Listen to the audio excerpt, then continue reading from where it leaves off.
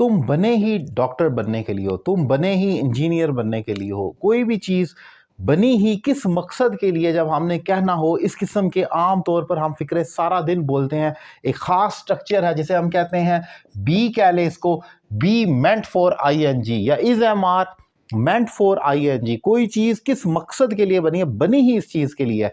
For example, मैं कहता हूँ वो डॉक्टर बनने के लिए बना है, तो मैं कहूँगा he is meant for becoming a doctor.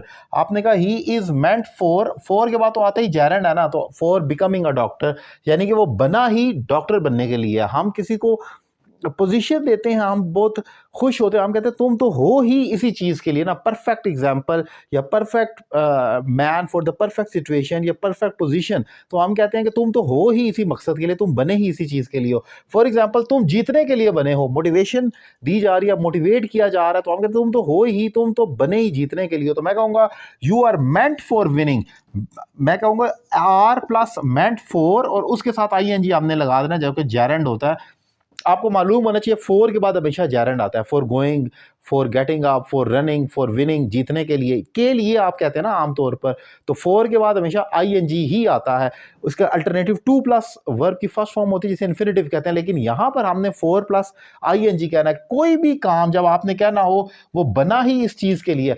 और अगर ये पास्ट में चला जाए, जैसे मैं कहता हूं वो डॉक्टर बनने के लिए ही बना है, तो he is meant for becoming a doctor. अब पास्ट में है तो वो डॉक्टर बनने के लिए ही बना था, अब वो यानी कि बन चुका है या जो भी है वक्त गुजर, तो मैं कहूँगा he was meant for becoming a doctor. अब वो डॉक्टर बनने के लिए बना होगा, मतलब ये कोई सेंस नहीं बनती। He will be meant for, तो ये सेंस नहीं बनती।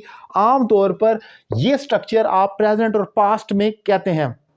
उसकी एग्जाम्पल यही है कि आप एक फिक्रा देख लें क्या फ्यूचर में सूट करता है या नहीं करता। जैसे वो डॉक्टर बनने के लिए बना है, ठीक है, वो डॉक्टर के लिए बनने के लिए बना था, ये भी ठीक है। बना होगा जो है ना, इसकी कोई सेंस ही नहीं बनती। जब सेंस नहीं बनती तो यूज़ क्या होना है। सो एक इंपॉर्टेंट और इजी स्ट्रक्चर है। आम तौर पर उर्दू की फैमिली में जो लोग उर्दू बोलते हैं वो इस किस्म के बहुत फिक्रे बोलते हैं। ये चीज़ तो बनी इस मकसद के लिए, तुम तो बने ही इस चीज़ के लिए, मैं तो बना ही इस पोजीशन के लिए हूँ। तो वहाँ पर आपने इज़ मेंट फॉर या was meant for plus ING का इस्तेमाल करना होता है। एक इंपॉर्टेंट और सिंपल स्ट्रक्चर में डिफाइन किया।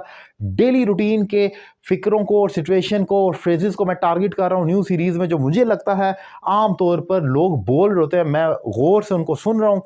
गुफ्तगू में होने वाले फिक्रों को जो स्लैंग टर्म के तौर पर बोले जाते हैं, और उसको मैं स्ट्रक्चर में डिफाइन कर रहा हूँ। ये न्यू टॉपिक्स हैं। अगर आपने मेरे पिछले वीडियो लेक्चर्स एक मंथ के नहीं देखे तो वो भी लाजमी देखें।